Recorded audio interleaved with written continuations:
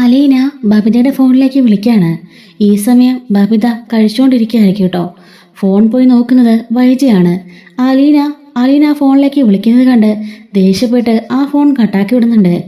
ബബിത ചോദിക്കുകയാണ്, അമ്മേ ആരാ വിളിച്ചത്? അറിയില്ല, റോങ് നമ്പറാ എന്നും പറഞ്ഞുകൊണ്ട് വൈജ ഹാളിലേക്ക് വരുമ്പോൾ വീണ്ടും കോൾ വരുന്നുണ്ട്. വീണ്ടും വൈജ പോയിട്ട് കട്ടാക്കി വിടുകയാണ്. ഇപ്പോൾ റോങ് നമ്പർ ആണെങ്കിൽ പിന്നെ വിളിച്ചോ അമ്മേ? ഏതോ ഒരുത്തിടുന്ന് വിളിച്ചുകൊണ്ടിരിക്കുക. അങ്ങനെ ബബിത അവിടെ നിന്ന് എഴുന്നേറ്റ് കയ്യും കഴുകി ഫോൺ എടുത്തൊക്കെ ചെല്ലുമ്പോൾ വീണ്ടും അയാളുടെ കോള് കണ്ട് വൈജ കട്ടാക്കുമ്പോൾ ഫോൺ പിടിച്ചു മേടിക്കുകയാണ് ബബിത. അമ്മ എന്ത് പണിയായി കാണിച്ചത്? ആലിന ചേച്ചി അല്ലേ വിളിച്ചത്? ചേച്ചിയാണെങ്കിലേ വല്ലപ്പോഴും ഒന്ന് വിളിക്കുന്നത്. അമ്മയ്ക്ക് എന്തിൻ്റെ കേടാ എന്ന് ചോദിക്കുകയാണ്. അവൾ എന്തിനാടി നിന്റെയൊക്കെ ഫോണിലേക്ക് വിളിക്കുന്നത്? എല്ലാം തീർത്ത് അവസാനിപ്പിച്ച് അവളോടൊന്ന് പോയതല്ലേ. പിന്നെയും ആ വയ്യാവലിനെ എന്തിനാ നീയൊക്കെ കൂടി ഇങ്ങോട്ടേക്ക് കൊണ്ടുവരുന്നത്? അമ്മേ, ഒരു കാര്യം പറഞ്ഞേക്കാം, ഇത് എൻ്റെ ഫോണാ, എനിക്കും കുറച്ച് പ്രൈവസിയൊക്കെ വേണം.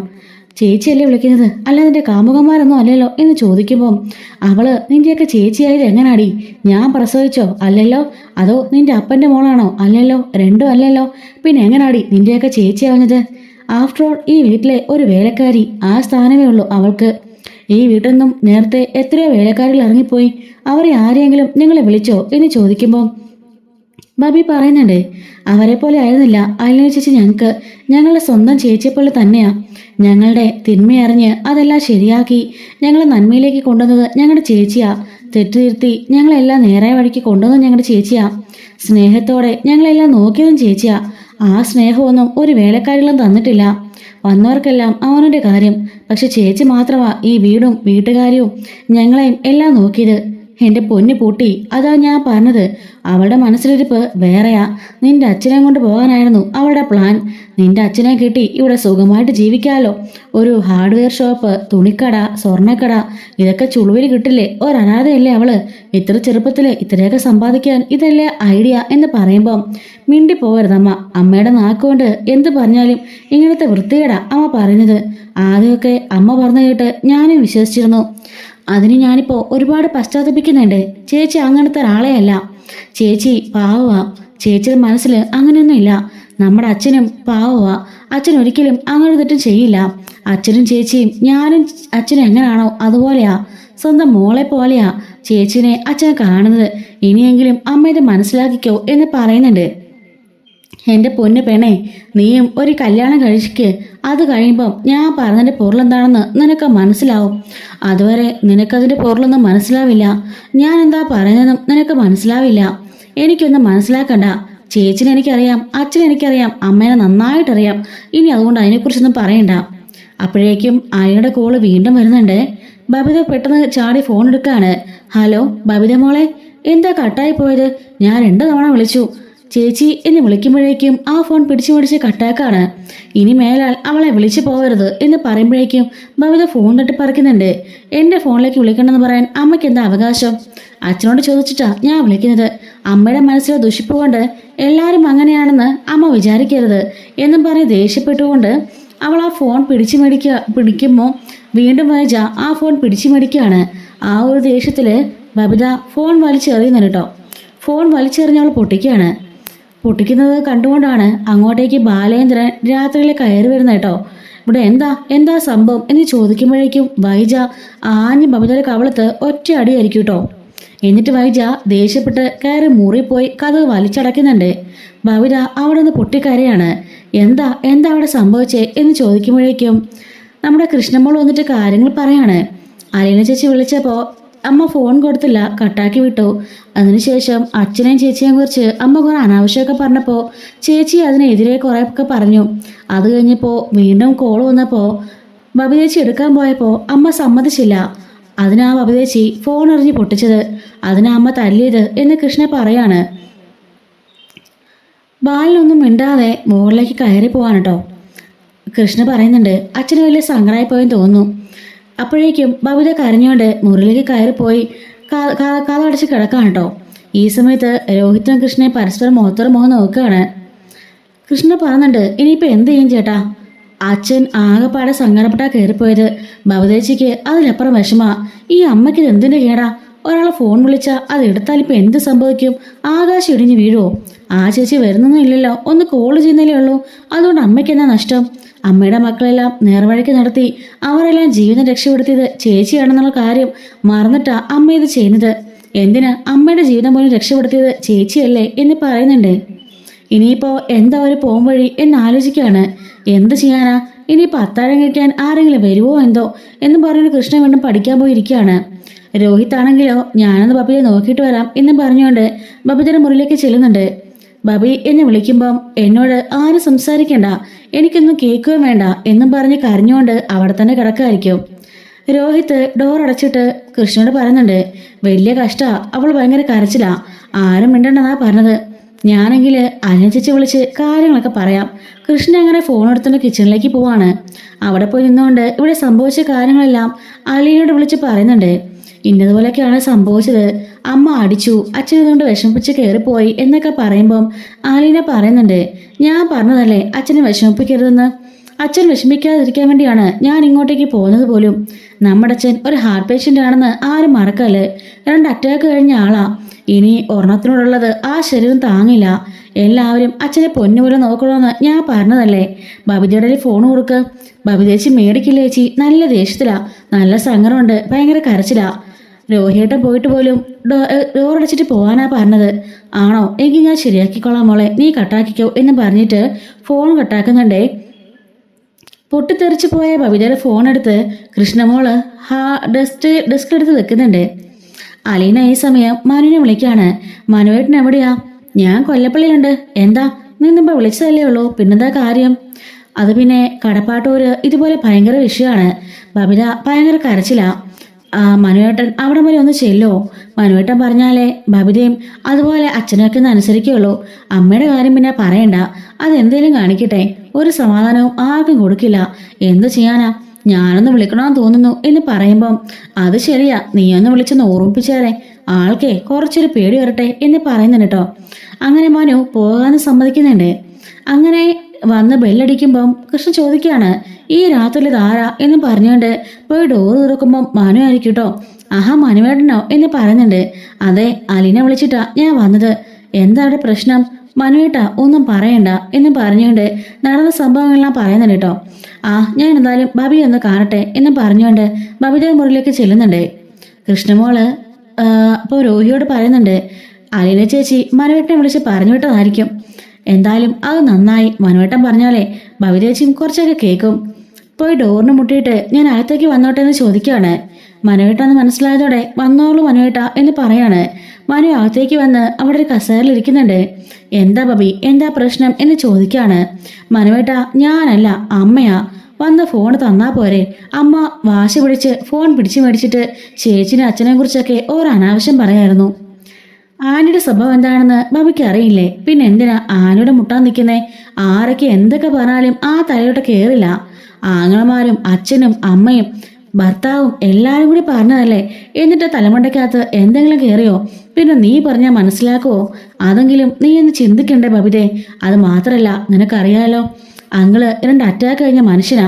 ഇനിയും ഒന്നും താങ്ങാനുള്ള കരുത്ത് ആ മനസ്സിനില്ല. അത് ഓർമ്മ വേണം നിനക്ക് എന്ന് പറയുന്നുണ്ട്.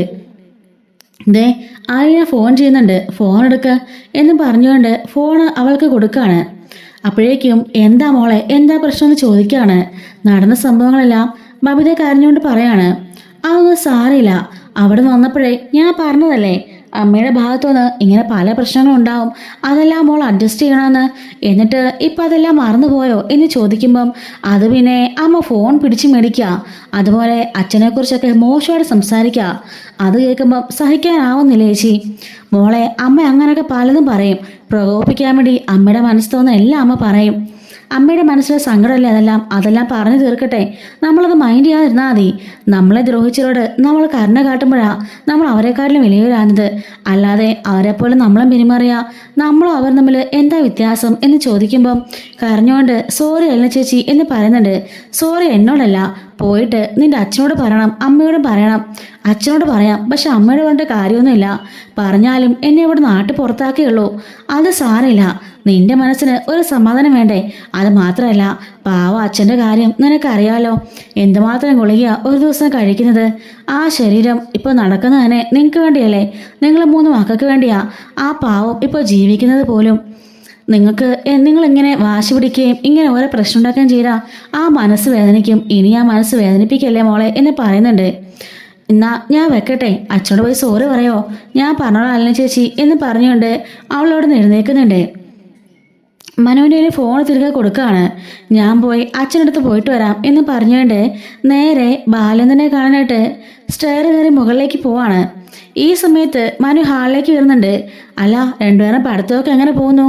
കുഴപ്പമില്ല മനുവേട്ടാ, ഓക്കെ ആയിട്ട് പോകുന്നുണ്ട്. അല്ല, സെർവൻ്റെ കാര്യമൊക്കെ പറഞ്ഞിട്ട് എന്തായി? ആ, ഒരാഴ്ചക്കുള്ളിൽ വരുമെന്നാ പറഞ്ഞത്. അമ്മയുടെ സ്വഭാവത്തിന് ആരും നിൽക്കാനാ? ആരും നിന്നാലും അവരെയൊക്കെ ഓടിച്ചുവിടും. ഇപ്പോൾ തന്നെ ഈ വീട്ടിലിതിപ്പോൾ എത്രാമത്തെ സെർവൻ്റ് ആണെന്ന് മനുവേട്ടന് അറിയാലോ. ആര് വന്നാലും ഓരോ കുറ്റവും കുറവൊക്കെ പറഞ്ഞ് അവർ മണ്ടയ്ക്ക് കയറാൻ നിൽക്കും. അവരെ ഭരിക്കാൻ ചെന്നാൽ അവർ സമ്മതിക്കുമോ? പണ്ടത്തെ കാലമാണോ ഇത്? വേലക്കാരിയാണെന്ന് പറഞ്ഞുകൊണ്ട് അവരെയൊക്കെ താത്തിക്കിട്ടാൻ ചെന്നാലേ അവരൊന്നും സമ്മതിക്കില്ല. ഇപ്പോഴൊക്കെ അവരുടെ സംഘം വരെയുണ്ട്. അങ്ങനെയുള്ളവർക്കൊക്കെ ഒരുപാട് അസോസിയേഷനും കാര്യങ്ങളെല്ലാം ഉണ്ട്. അങ്ങനെ ആരും ഒരു വീട്ടിലും പോയി ഔദാര്യത്തിന് നിൽക്കത്തൊന്നുമില്ല. ഒന്ന് പോയാൽ മറ്റൊരിടം അവർക്ക് അത്രേ ഉള്ളൂ എന്ന് കൃഷ്ണ പറയുന്നുണ്ട്. അതൊക്കെ ശരിയാ, പക്ഷെ അതൊക്കെ ആൻറ്റിക്ക് മനസ്സിലാവണ്ടേ എന്ന് പറഞ്ഞ് മൂന്നുപേരും കൂടി ചിരിക്കുന്നുണ്ട്. അല്ല, ആലിനെ ചേച്ചി വിളിക്കാറുണ്ടോ? ആ, വിളിച്ചായിരുന്നു, ഉച്ചയ്ക്ക് വിളിച്ചായിരുന്നു. എല്ലാ ദിവസവും വിളിക്കാറുണ്ടോ മനുവേട്ടനെ? ഉണ്ട്. എന്താടി കള്ളി നീ അങ്ങനെ ചോദിച്ചത്? അല്ല, ഇവിടുന്ന് പോയപ്പോൾ കുറച്ച് മനസ്സാകുന്നോന്ന് ചോദിച്ചതാ. ഏയ്, ഇപ്പൊ കൂടുതൽ അടുത്തിട്ടേ ഉള്ളൂ. ഇവിടെയായിരുന്നപ്പോൾ വിളിക്കാൻ പോലും പുള്ളിക്കാരിക്ക് മടിയായിരുന്നു.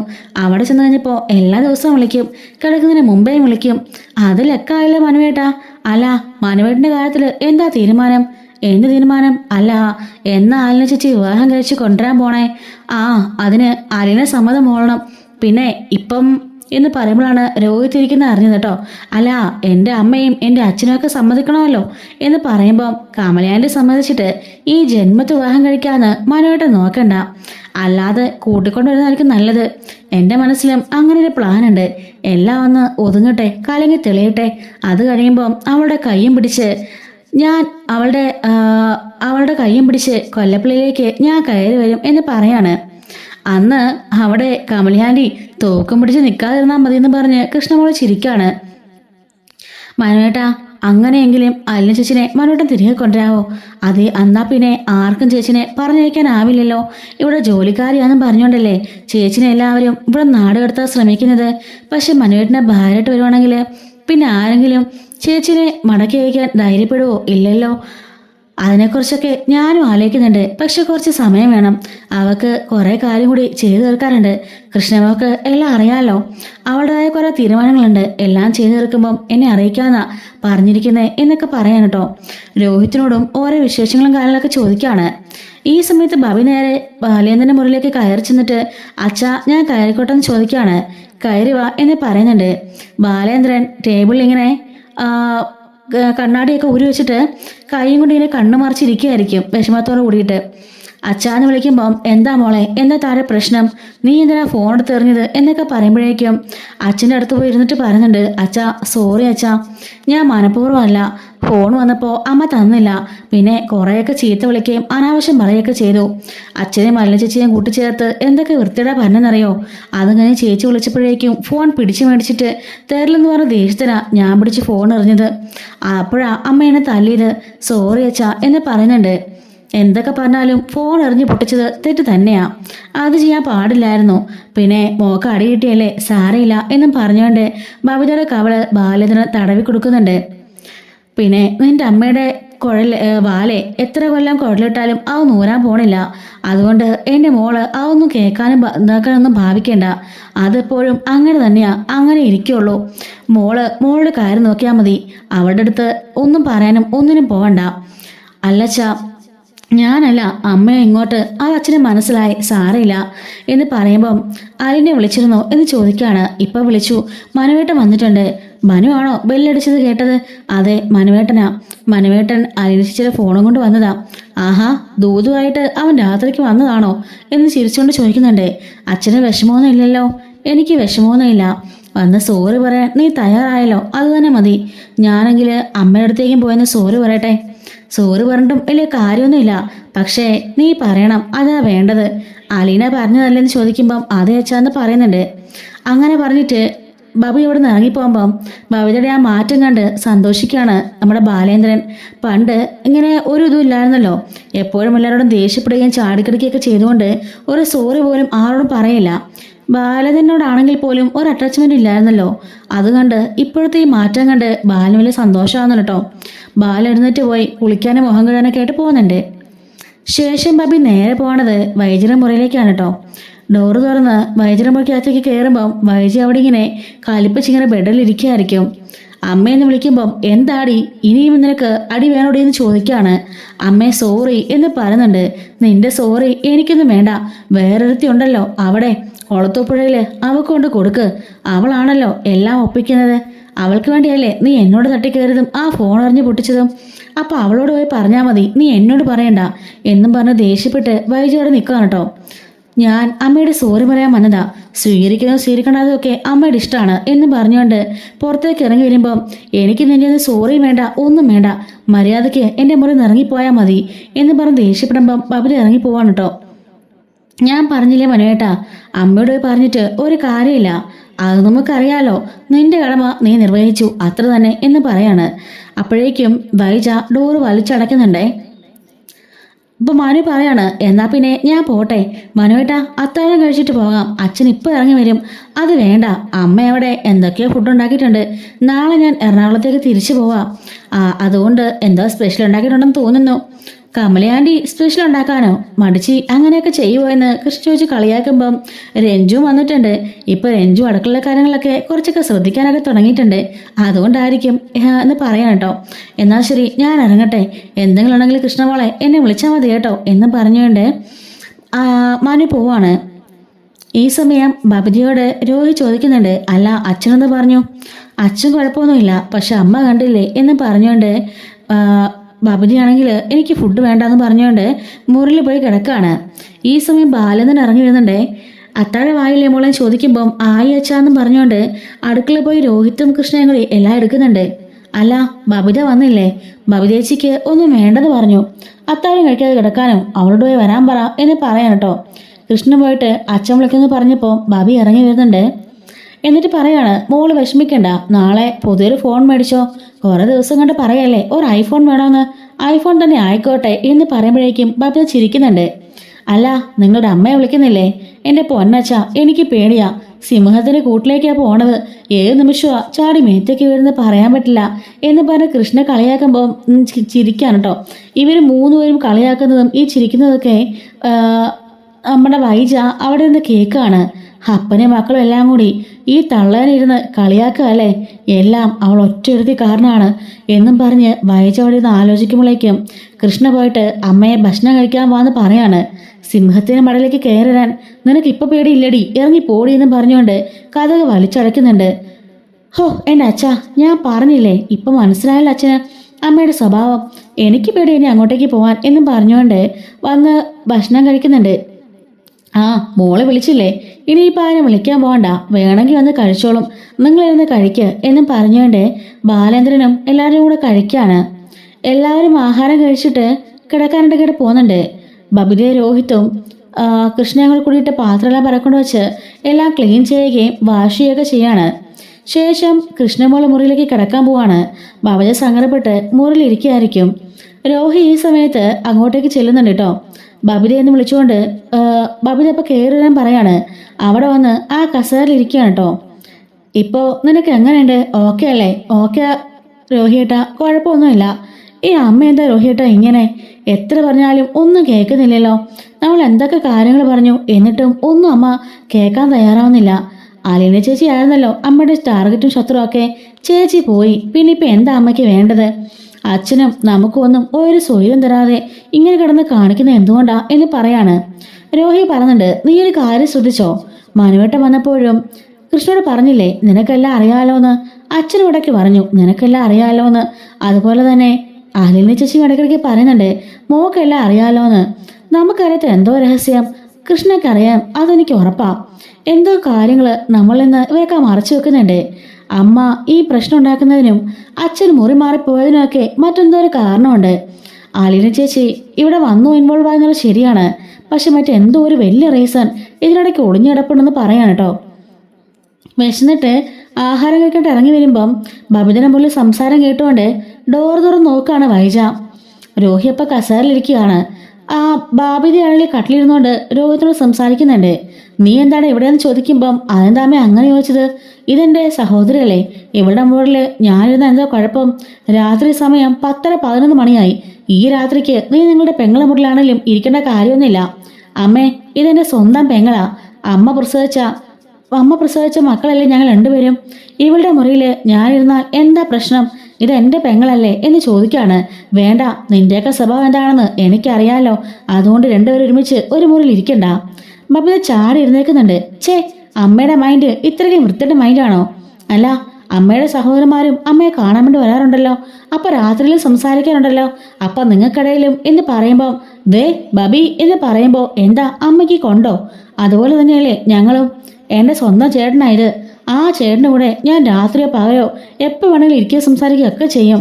അതിനിപ്പോൾ അമ്മ ഇമ്മാതിരി ചീപ്പ് വർത്തമാനം പറയണ്ട എന്ന് പറഞ്ഞുകൊണ്ട് ദേഷ്യപ്പെടുന്നുണ്ട്. അപ്പോഴേക്ക് രോഹി പറയാണ്, അമ്മേനെക്കുറിച്ച് ഇങ്ങനെയൊന്നും കരുതിയില്ല. എൻ്റെ സ്വന്തം പെങ്ങളാ കൃഷ്ണമോളും ബബിതയും. അവർക്കൊരു ആപത്തൊന്നും വരുത്തണമെന്ന് ഞാൻ കരുതിയിട്ടുമില്ല. അങ്ങനെയുള്ളപ്പോൾ എൻ്റെ സ്വഭാവം ശരിയാ. പണ്ട് ഞാൻ മോശമായിരുന്നു, പക്ഷെ ഇപ്പം അങ്ങനല്ല. അലീന ചേച്ചിയാ എനിക്ക് നല്ലൊരു വെളിച്ചം പകർന്നു തന്നത്. ഇപ്പോൾ ഞാൻ ആ വെളിച്ചത്തിലാ, അല്ലാതെ ഒരിക്കലും ഇനി ഇരുട്ടിലേക്ക് ഞാൻ പോവുകയില്ല. ദയവ് ചെയ്ത് അമ്മയുടെ അവസരം ഉണ്ടാക്കല്ലേ എന്ന് പറഞ്ഞ് ബബി ഞാൻ പോവാ, നീ സ്വസ്ഥമായിട്ട് കിടന്നുറങ്ങിക്കോ, ഒന്നും ആലോചിക്കണ്ട എന്ന് പറഞ്ഞുകൊണ്ട് അവനോടൊന്ന് ഇറങ്ങിപ്പോവാണ് കേട്ടോ. ഇതെല്ലാം മുകളിൽ നിന്നുകൊണ്ട് ബാലേന്ദ്രനും കാണുന്നുണ്ട് കേട്ടോ. സഹോദരൻ സംസാരിക്കുന്നത് പോലും വൈജ വിലക്കുന്നത് കണ്ട് ബാലൻ ഒരുപാട് സങ്കടമാകുന്നുണ്ട്. അലീന പറഞ്ഞേൽപ്പിച്ചിട്ട് പോയ എല്ലാ നല്ല കാര്യങ്ങളും വൈജ ഓരോന്നായി മുടക്കുന്നത് കണ്ട് ബാലിന് സങ്കടമാകുന്നുണ്ട് കേട്ടോ. തൻ്റെ മക്കളെ 3 പേരും സഹോദരങ്ങളായിട്ട് നല്ല സന്തോഷമായിട്ട് കഴിഞ്ഞ് പോരുകയായിരുന്നു. ഈ വൈജ വന്നതോടെ എല്ലാം നശിച്ചു എന്നൊക്കെ ബാലൻ ഓർക്കുന്നുണ്ട് കേട്ടോ. അങ്ങനെ എല്ലാവരും പോയി അവൻ്റെ മുകളിൽ കിടക്കായിരിക്കും. ഈ സമയം വൈജ പോയിട്ട് അടുക്കളയിൽ നിന്നും ആഹാരം എടുത്ത് കഴിക്കുന്നുണ്ട്. അതിനുശേഷം അവളുടെ മുറിയിലേക്ക് വരികയാണ്. രോഹിത് അപ്പോൾ മുറിയിൽ പോയിട്ട് അസ്വസ്ഥനായിട്ട് ഇരിക്കുമായിരിക്കും. വൈജ അങ്ങോട്ടേക്ക് കയറി ചെല്ലുന്നുണ്ട്. അമ്മയ്ക്ക് ഇനി എന്താ വേണ്ടത്? ഇനി ഞങ്ങളെക്കുറിച്ച് അനാവശ്യം പറയാൻ വേണ്ടി അമ്മ കയറി വന്നതാണോ എന്ന് ചോദിക്കുമ്പം ഞാൻ പറഞ്ഞല്ലോ നിന്റെ സ്വഭാവം എന്താണെന്നൊക്കെ എനിക്കറിയാം. ഒന്നുമില്ലെങ്കിലും പീഡനക്കേസിൽ അകത്താകാനല്ലടാ നീ എന്ന് പറയാണ്. ഛേ, ഒരമ്മയാണോ ഇങ്ങനെയൊക്കെ സംസാരിക്കുന്നത്? ഇവിടെ ആരും എന്നെക്കുറിച്ച് അങ്ങനെ പറയാറില്ല. എനിക്ക് പറ്റിപ്പോയൊരു തെറ്റ്, അതെല്ലാവരും ക്ഷമിച്ചു. ഞാനും ആ കുട്ടിയോടും അവർ വീട്ടോടും എല്ലാം പോയി സോറി പറഞ്ഞു. ഇനി ഒരിക്കലും ഞാൻ അങ്ങനെ ആവില്ല എന്ന് അലിന ചേച്ചിക്ക് വാക്ക് കൊടുത്തിട്ടുണ്ട്. എന്ത് പറഞ്ഞാലും അവൻ്റെ ഒരു അലിന ചേച്ചി അവൾ നിന്റെ ആരാടാ എന്ന് ചോദിക്കാണ്. എൻ്റെ ആരുമല്ല, പക്ഷെ അമ്മയുടെ ആരൊക്കെയാവാ. എൻ്റെ ആരാടാ എന്ന് ചോദിക്കാണ്. അമ്മയ്ക്ക് അറിയില്ലെങ്കിൽ ഞാനൊരു കാര്യം പറഞ്ഞു തരാം. 23 വർഷങ്ങൾക്ക് മുമ്പ് ആഗ്രയിൽ വെച്ച് അമ്മ ഒരു ജീവിതം ജീവിച്ചായിരുന്നല്ലോ, വേറൊരാളുടെ കൂടെ, ഒരു സ്റ്റാൻലി ജോസഫിൻ്റെ കൂടെ. അമ്മയ്ക്ക് ഓർമ്മയുണ്ടോ? അന്നമ്മ ഗർഭിണിയായിരുന്നു. ശേഷം ഒരു കുഞ്ഞിനെ പ്രസവിച്ചത് അമ്മയ്ക്ക് ഓർമ്മയുണ്ടോ എന്ന് ചോദിക്കാണ്. ആ ചോദ്യത്തിൽ ഞെട്ടിത്തെറിച്ച് നിൽക്കുകയാണ് കേട്ടോ വൈജ. ഇത് നീ എങ്ങനെ അറിഞ്ഞു എന്ന് ചോദിക്കുമ്പം എന്നോട് അലീന ചേച്ചി എല്ലാം പറഞ്ഞു. അമ്മ ആരാണെന്നും അമ്മയുടെ സ്വഭാവം എന്താണെന്നും അമ്മയുടെ പഴയ കാലം എന്താണെന്നും അമ്മയുടെ കൂടെ ജീവിച്ചതാണെന്നും അതിനമ്മയ്ക്കൊരു കുഞ്ഞുണ്ടായെന്നും എല്ലാം ഞാൻ അറിഞ്ഞു എന്ന് പറയുന്നുണ്ട്. അത് കേട്ട് ആകെപ്പാടെ ഞെട്ടിവിറച്ച് നിൽക്കാം കേട്ടോ വൈജ. എന്താ ഞാൻ പറഞ്ഞത് ശരിയല്ലേ? അമ്മയുടെ കയ്യിലിരിപ്പും അമ്മയുടെ സ്വഭാവം അതായിരുന്നു. കല്യാണത്തിന് മുമ്പേ ഒരു കൊച്ചിനെ പ്രസവിച്ചിട്ട് എന്നിട്ട് അമ്മ കൂടുതൽ നെകളിക്കാൻ വരണ്ട, ഞങ്ങളെ നന്നാക്കാനും വരണ്ട. ഞങ്ങൾ അച്ഛനെ ചതിച്ചല്ലേ അമ്മ കല്യാണം കഴിച്ചത്? അമ്മയും അമ്മയുടെ കുടുംബക്കാരും എല്ലാവരും ചേർന്ന് എൻ്റെ അച്ഛനെ ചതിക്കുകയല്ലായിരുന്നോ ഇത്രയും വർഷം എന്ന് ചോദിക്കുകയാണ് കേട്ടോ. ആ ചോദ്യത്തിൽ തകർന്നടിഞ്ഞ് നിൽക്കുകയാണ് വൈജ. എന്താ അമ്മേ, ഞാൻ പറഞ്ഞതൊക്കെ ശരിയല്ലേ? 23 വർഷത്തിന് മുമ്പേ അമ്മ ഒരാളോട് ജീവിച്ചില്ലേ? 8-9 മാസം കല്യാണം പോലും കഴിക്കാതെ അതിലൊരു കൊച്ചുണ്ടായി. എന്നിട്ട് അമ്മ വലിയ പദവൃതിയൊന്നും ചമയണ്ട. ബബിയെയും എന്നെക്കുറിച്ചൊക്കെ പറയാൻ അമ്മയ്ക്ക് എന്ത് യോഗ്യതയുള്ളത്? ആദ്യം അമ്മയുടെ ഭാഗം അമ്മ ശരിയാക്ക്, എന്നിട്ട് മതി ഞങ്ങളെ പരിപ്പിക്കാൻ എന്നൊക്കെ പറഞ്ഞുകൊണ്ട് നമ്മുടെ രോഹി പറയുന്നത് പോലെ പെട്ടെന്ന് വൈജ സ്വപ്നത്തിൽ നിന്ന് ഞെട്ടിയിരുന്നേക്കാണ്. ആ കണ്ടതെല്ലാം വെറുമൊരു സ്വപ്നം മാത്രമായിരുന്നു കേട്ടോ. അവനങ്ങനെ പറയുന്നത് പോലെ വൈജ സ്വപ്നം കണ്ടതായിരുന്നു. അലീന ആരോടെങ്കിലും പറഞ്ഞിട്ടുണ്ടോ എന്നൊരു പേടി വൈജയുടെ മനസ്സിലുണ്ടല്ലോ. അതുകൊണ്ട് തന്നെയാണ് വൈജ അങ്ങനെ ഒരു സ്വപ്നം കണ്ടത്. രോഹി ഈ ഒരു കാര്യത്തിൽ അലീന എന്തെങ്കിലും പറഞ്ഞു കാണുമോ എന്നൊക്കെ ഒരു പേടി വൈജയുടെ മനസ്സിലുണ്ടാവാണ്. അങ്ങനെയൊന്നുമില്ല. അങ്ങനെയാണെങ്കിൽ എപ്പോഴും അവരത് പുറത്ത് പറഞ്ഞേനെ. ബാലു അറിഞ്ഞിട്ടില്ല, അറിഞ്ഞെങ്കിൽ എന്തൊക്കെ പ്രശ്നം ഉണ്ടായേനെ, എന്നെ ഡിവോഴ്സ് ചെയ്തേനെ എന്നൊക്കെ ആലോചിച്ച് സമാധാനം നഷ്ടപ്പെട്ട് വൈജോടെ കിടക്കായിരിക്കും കേട്ടോ. വരാൻ പോകുന്ന സ്റ്റോറീസൊക്കെ നമ്മുടെ ചാനലിലൂടെ എല്ലാ ദിവസവും അപ്ലോഡ് ചെയ്യുന്നുണ്ട് കേട്ടോ. മിസ്സാവാതിരിക്കാൻ ചാനൽ മറക്കാതെ സബ്സ്ക്രൈബ് ചെയ്ത് സപ്പോർട്ട് ചെയ്യണേ. Thanks for watching.